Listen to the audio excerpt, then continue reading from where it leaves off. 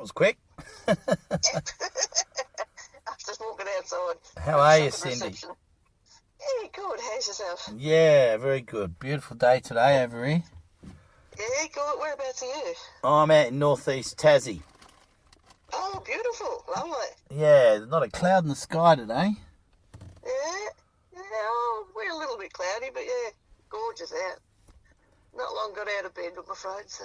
Oh, it must be hard on a day off today. Yeah. What do you do normally? I'm a nurse. Oh, you're a nurse, okay. Yep. Yeah, I work in aged care. I do night shift. Oh, yeah. Yeah. Ah, that's fair enough. So you keep odd hours then, being a nurse? I do.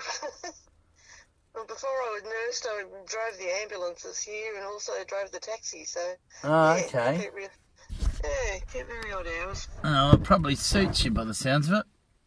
Yeah, I love it. I'm not a morning person, so getting up at lunchtime suits me down to the ground. Yeah, no, that's all right. I'm the opposite. I wake up early every day. I can't help it. I very rarely sleep in.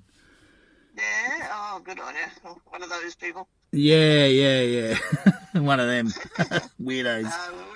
We don't go to bed till after 1 o'clock in the morning, so yeah. Yeah, no, that's fair enough. So, you've had more than one sighting from what you told me before. I have, but the first clear one was probably about 3 years after I shifted down here, so I'm thinking about 2004. Okay. So there's a main road in and out Loch Sport. There's like out on a spit. There's one way in and one way out. Yep. So there's one road that heads down to Golden Beach and then into Sale, which is our main big town. Yep. So I had gone to the tip and was coming out of the tip road and turning left to come back into Loch Sport. And he came up behind me. So came up behind me, crossed the road, and I thought it's a dog. So, it was a fair size.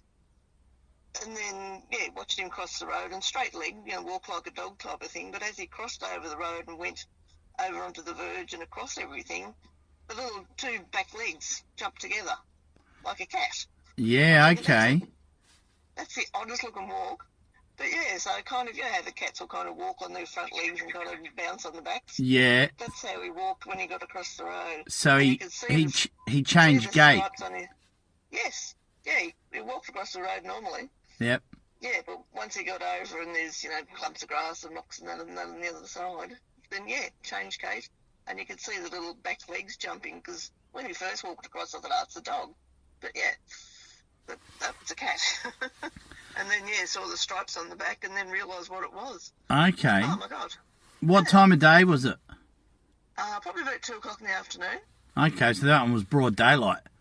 That was broad daylight. He was as clear as he was like 20 feet away from me. Wow. Clear as day. Yeah. So you probably seen him for, 5-10 seconds? Yeah, probably longer. Okay. I was sitting there turning left. I was in a stationary car, so... So he came out behind you, walked across in front of you, and then just disappeared into the grass. Across the road, into the grass, into the bush. So, yeah. What colour was it? It was cool. He was like a dark blonde, so like a medium brown colour. Okay. Yeah, it definitely wasn't orange. He was, like a more a dark blondie brown colour. And the stripes weren't really pronounced. They were there. Yeah. They weren't really black. Were you getting a profile on him, or was he a bit of an angle, or? No, a bit of an angle. He came up on my right-hand side. Okay. Not that far away, 20 feet away type of thing. I have noticed... Sorry, go on. No, I was going to say, he kind of walked down beside my car, about 10, 20 feet away from the car, and then just walked across. So I actually just got to sit there and watch him. Wow. Yeah. I have actually noticed, watching the videos of the last one in the Hobart Zoo, that when he turns on certain angles, the stripes almost disappear. Yes, I wouldn't say the stripes are really dark. Yeah, no, that's fair enough. I've had sightings of ones with bold stripes, faint stripes, and no stripes. Oh, well, there you go. So it depends on where they are, I suppose. Yeah, there's a bit of variation. I mean, you get more than one type of wallaby, and you get more than one type of kangaroo. So. Oh, tell us about it. We live with millions of kangaroos and wallabies, and Yep. everything under the sun. So you're not far from the coast there? No, we're probably about, you couldn't walk it, but probably about 2k. Okay, not too bad. We're in between two lakes, so we've got Lake Victoria behind us, and then on the other side of us, we've got Lake Reeve, which dries out in the summer. Okay, yep. So it's like a big salt pan lake. Okay, is Lake Victoria fresh water or salt water? Salt water as well, but it's quite big. It goes all the way from Lake's entrance. Okay, so that's tidal, that one. Through Sale. Yep. Okay. So you said before that that's the first clear sighting you've had. You've obviously seen them before. When was your other sightings? All have been of a night time. So either in and out with the ambulance or in and out driving to work. Okay. But normally you just kind of see the back of him, or did have a clear one up near Golden Beach, which is probably about 20 kilometres away. Yep. So I saw them heading into the bush up there, and my girlfriend also drives an ambulance, said she'd seen him around the same place. So only about a K or two back from Golden Beach. Okay. So it's on a fairly long stretch. The stretch of road's about 25 kilometres, so we've seen him, probably half a dozen different spots. We've seen him on the crest, which is about 9 kilometres out of town. But yeah. And the first one was in the tip, so that was only about 1 or 2 kilometres out. yeah, okay. So it's probably down there scrounging around for a free feed, maybe. Yeah, well, there's heaps of roadkill down here, but... Oh, okay, yep. Yeah, it's a bit like Tassie. Yeah. You'd have everybody up in arms every time you hit something, but yeah, they jump out on the road. You've got not a lot of choice. Yeah, it's either crash the vehicle or hit the animal half the time. Yeah, exactly. People don't understand that. The other day, so yeah. I dragged a couple of dead paddy melons off the road this morning, actually, when I was leaving home. So there you go. I try and, if they're not in a dangerous spot for me to pull over, I'll drag them off the road because, you know, that's good. The eagles and the quolls and the devils get cleaned up otherwise. Not so much the devils. I haven't seen too many roadkill devils, but definitely quolls. There you go. They're gorgeous little things too. Yeah, we get a lot of them out here, and then the wedge-tailed eagles are sort of making a bit of a comeback as well, so I like to protect them as much as we can. Yeah, we've got the sea eagles too, which are enormous. Yeah, they do get big, don't they? They're massive birds. Yeah, big ones. So I've seen him half a dozen times over. I've been here for 21 years, so 20 years. Yep. So yeah, probably seen him half a dozen times over the years. But AB, that lives around the corner from me, had him in his backyard. He reckons he had one in the backyard. Has he last year, I think so. Has he got ducks or chickens? I don't think so. He's got a teepee. Okay. He's an American Indian. He's got a great big huge teepee in the backyard. Awesome. Oh, well, you might have chanted him in. You never know. Might have sung him in. Yeah, he might have done that. But on Lake Reeve, which is the one behind us, closer to the beach, there's a huge place for migrating swans. So we probably have a couple of 100 swans come down and, yeah. Yeah, okay. The babies there about September, October. They'll definitely take birds. Yeah, well, he'd have a big range of them down there. Yep. Yeah, there's a few stories about them taking chickens and ducks, and rabbits from rabbit traps as well. Most predators are very opportunistic in the way they feed, so they'll hunt if they have to, and if they see a free feed, they're going to take it. They're going to take it. Yeah, well, I reckon a lot of cats and that go disappear down this way, so. Yeah, well, surprised me. We lost one a few years ago, so.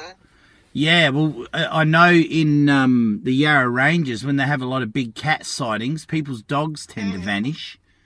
Yeah, that doesn't surprise me. We used to live up near Mount Macedon and used to hear about it all the time. Okay. Well, I've had them down here, but I've never seen a big cat down here. So. We've had one sighting from Mount Macedon on 1st of January this year. Oh, wow. And I've had 2 sightings from out near Foster as well. Yeah. And that's not too far from where you are. Yeah, we used to live in Riddles Creek, which was up near Mount Macedon. And they used to say that they were up in the foothills up there.